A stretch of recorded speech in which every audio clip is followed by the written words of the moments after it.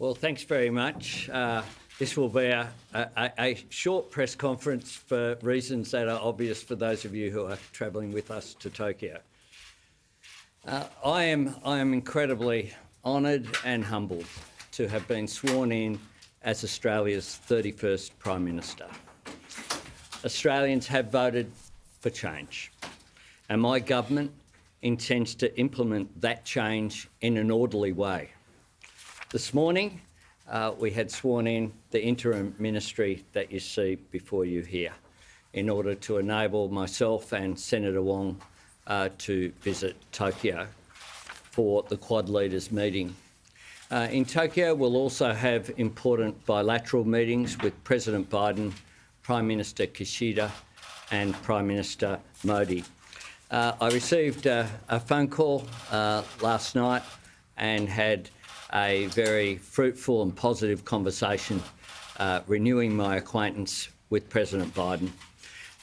The relationship with the United States is our most important, along with our relationships in the region and our multilateral commitments as well.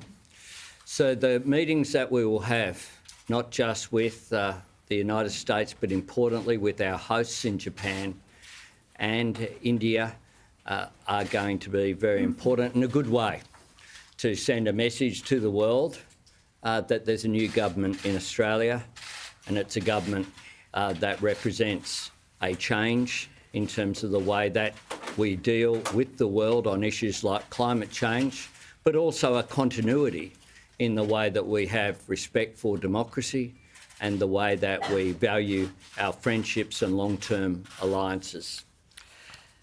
The caucus will then meet next Tuesday.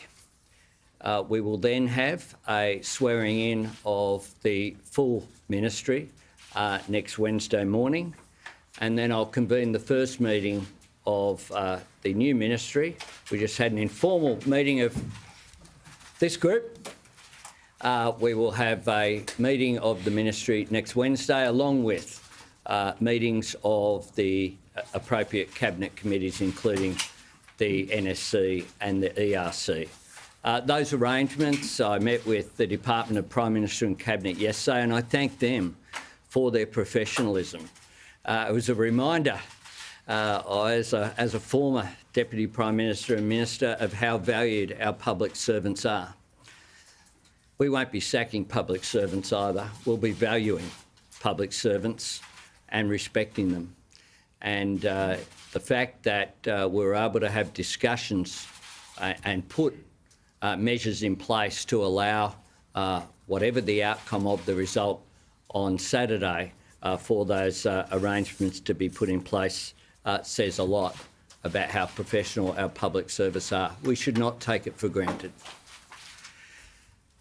We will return on Wednesday and set about implementing our agenda that's received the endorsement of the Australian people, our National Reconstruction Fund, our Powering Australia plan to deal with the opportunities that come with acting on climate change, our full implementation of the Respect at Work report recommendations, affordable childcare, fixing the aged care crisis, strengthening Medicare.